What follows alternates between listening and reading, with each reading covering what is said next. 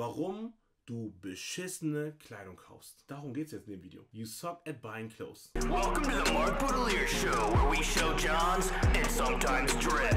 Drip or drown, baby. Drip. Hey everybody, and welcome back to the channel. It is I, Mark Boudelier, and today we're gonna have a little chat, a little discussion, a little one-on-one about why you suck at buying clothing, how you can make your wardrobe better. Let us know. Why do we suck at buying clothing? How you can stop buying bullshit. Before we get into this very great episode, if you're new here, hi, welcome, and subscribe. Hit the push notification bell, maybe a like, maybe a comment.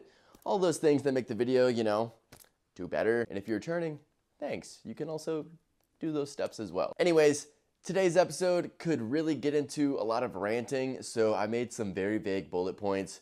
Usually I just, freeball all my videos and figure it out as I go, but I have a little bit of structure going on. So without further ado, reason number one, you are buying too much clothing. That sounds like an obvious one. I think most of us can agree that we do this. Whether you're running up a credit card on Essence sales, whether you're surfing Grailed 12 hours a day, buying something every single week, whatever it is, whether you're going to a thrift store and coming away with like 5 bags every single time you go, all of those things can contribute to problems. And a lot of these problems really could make it into their own video where I go into like more of an at-large, like environmental, all that stuff. But even just from a style perspective, which is where I'm gonna kind of keep it at today, you create a lot of clutter. You make it hard to find what you actually do want to wear. You make it hard for you to remember what you even have. I live in a very small apartment in New York, even when I lived in Atlanta. Ich sag's doch, ich habe vergessen, dass ich bestimmte Schuhe habe. Ich habe das erst jetzt beim Aufräumen gecheckt, dass ich literally vergessen habe, dass ich bestimmte Produkte habe. Und ich ein paar Produkte, die ich persönlich so hart finde, erst jetzt das erste Mal getragen habe. Es ist insane. Don't get lost in the sauce. A very small apartment, so it's like that space is valuable, and as much as I love clothing, I don't want my entire space to be filled, floor to ceiling with clothing that I can't even keep up with. Reason number two, you have holes in your wardrobe. So even if you are buying all of that clothing, like I mentioned in reason number one, you might still have holes in your wardrobe.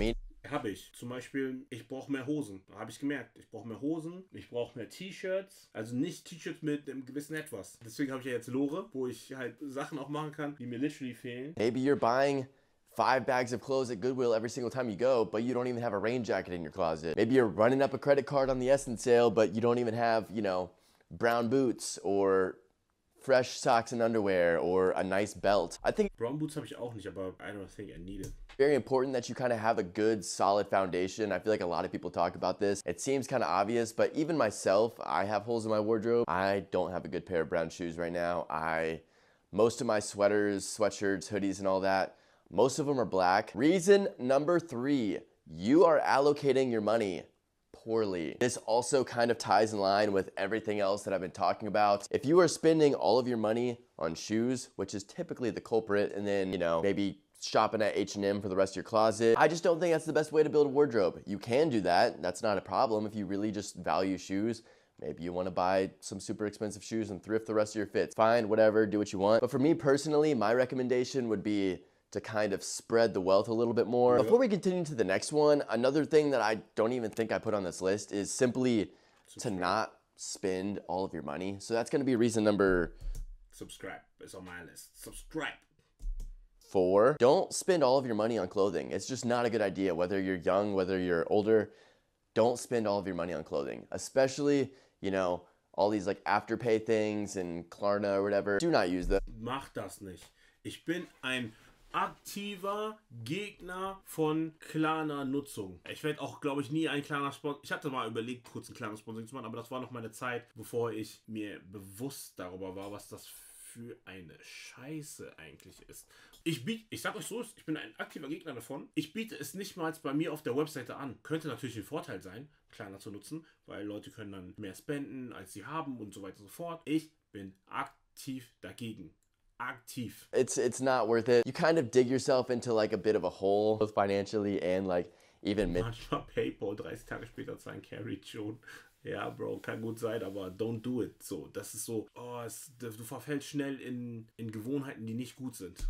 Every time you buy the most expensive clothing item that you've ever bought, you kind of create that line of like what's okay. Say I buy something at Ja, er hat recht. Das ist so wie Drogen nehmen. Ich sag's euch, wie es ist. Es ist Shopaholic, ist wie Drogen nehmen. Ist wie Drogen nehmen. Jedes Mal, wenn du dir was Neues kaufst, ist wie ein Schuss. Natürlich hat es nicht unbedingt so krasse Auswirkungen wie bei anderen Drogen, aber es ist so, dass du jedes Mal diese Freude hast, dann kriegst du das Produkt, da hast du nochmal die Freude und dann ist die Freude vielleicht weg. Bei mir nicht. Ich enjoy meine Kleidungsstücke unnormal, aber bei vielen Leuten ist das so und das ist halt nicht gut. Und vor allem, wenn es dann auch immer teurer und immer teurer und immer teurer sein muss, bro, you fucking addicted. Calm the fuck down. $100, which for a long time that was the most I had ever spent on a singular item. Now, the next time you see something that's $700, you're gonna be like, oh, well, I already did that. And then it's like more acceptable, I guess. When in reality, $700 is a lot of money for one singular clothing item. And that's kind of the point that I also want to make, you know.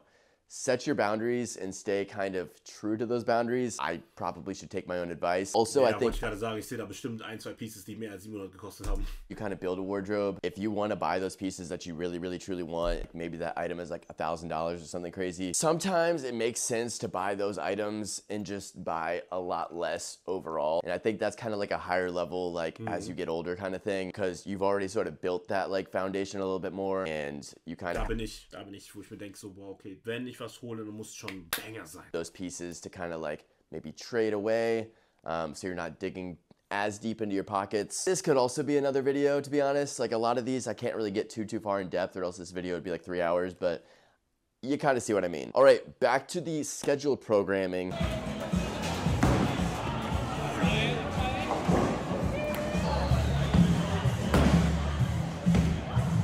Wie random ist dieses Video jetzt?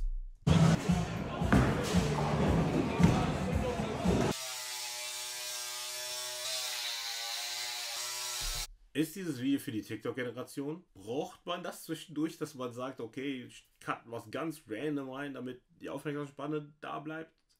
Warum?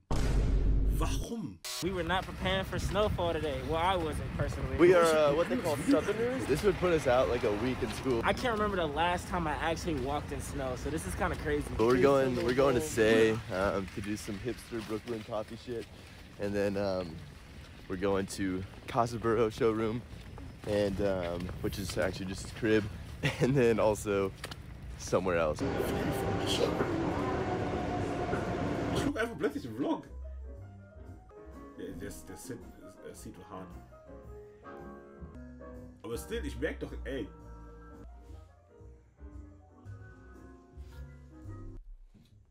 Too much. There's a lot of people. Das war so frech. Whether a reseller or not, where you know you do this whole like recycling method, you sell a bunch of your wardrobe to buy new pieces. That's great, you know, especially if you're doing that all secondhand. No problem with that at all. In fact, you know, go ahead, do you. But be careful with what you're selling, especially, you know, we keep talking about these classic pieces. I'm always very hesitant to sell things that I think I might like come back around to. For example, I have a pair of Pair Boot Michaels. I bought those, I don't know, maybe 2 or 3 years ago, and I wore them for a bit, and then I kind of just didn't wear them for a while. But like, something in the back of my mind would not let me sell them because I'm like, oh, these are classic. I'm gonna wanna wear these again eventually, yada, yada, yada. And yeah, recently, I've been wearing them a lot, so definitely made the right judgment call there. Those judgment calls get better as you age, as ich sell auch wenig grundsätzlich. I don't sell. I buy to keep. Make mistakes. You're almost guaranteed to make mistakes if you like are someone that actively buys and sells clothing. My 2 rules of thumb is be careful with getting rid of like high quality classic items, and be careful about getting rid of like very rare items. Maybe you bought a jacket that's worth $1,000 now. $1,000 is a lot of money, right? But if it's like super rare, you know, 2 years from now when you decide, oh wow, I wish I still had that jacket, you're gonna look on Grailed and it's gonna say like 3-5 grand, something insane, and you're gonna be shit out of luck. So. Aber ich muss ehrlich sagen, ich gucke nie nach, wie expensive meine Sachen sind bei Grailed oder so. Wofür? I don't sell.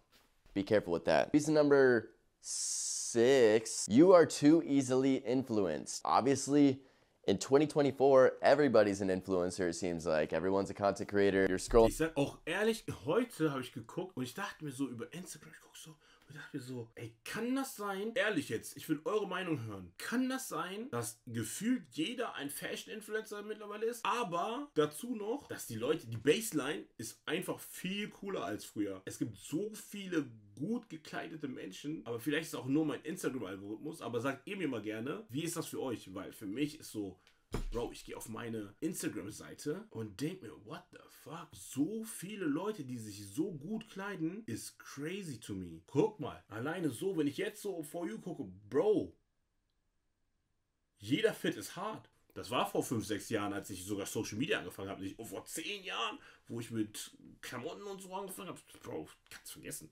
Also als ich klein war und das erste Mal mit 14 mich für Klamotten interessiert habe, Bro, hat sich keiner für Klamotten interessiert. Das ist über 10 Jahre her. TikTok and you're seeing like a new face every single day. And there's a lot of varying viewpoints. Not to say that any person is wrong per se, but like, of course, there's going to be the people who are talking about stuff that's like higher end. There's going to be the people that are talking about stuff that's sort of in the middle. Maybe some people talking about thrifting.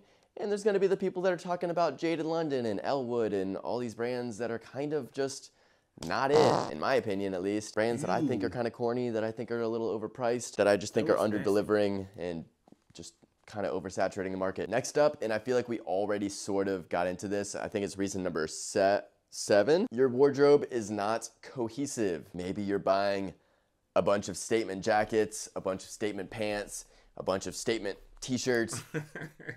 Mode ist einfach ein Riesending geworden auf Social Media und jeder möchte mitreden. Das ist crazy, Bro. Wo wart ihr alle die letzten Jahre? Any basics at all, and everything clashes, and like it's hard to put together an outfit even though you have like a wardrobe of like really incredible stuff.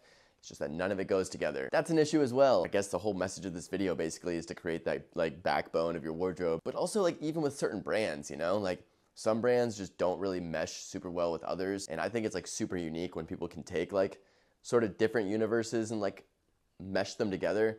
But also I realize that that's like pretty high level when it comes to like styling. But yeah, you know, I think it's important to kind of like, when you're buying stuff, to make sure you have other items in your wardrobe that, you know, the piece can go with, especially if you're spending a lot of money. And then last up on my list, reason number 8, is that you're buying stuff that's too trendy. I think a lot of people can get sucked into this, especially now. It feels like everything's kind of trendy.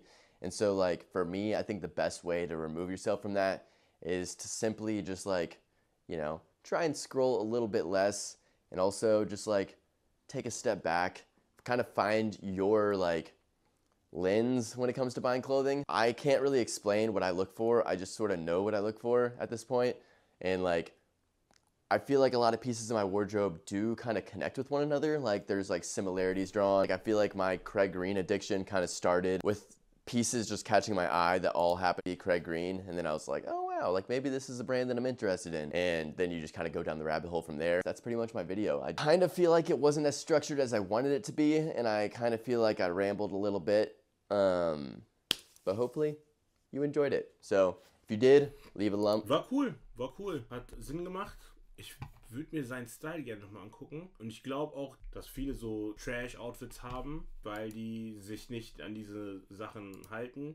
Ich glaube aber auch, oder beziehungsweise was heißt glaube, ich weiß auch, weil ich das auch am schwierigsten finde, ist einen Kleiderschrank festzumachen, wo das alles zusammenpasst. So. Ich glaube auch nicht, dass ich so einen Contemporary Kleiderschrank unbedingt habe.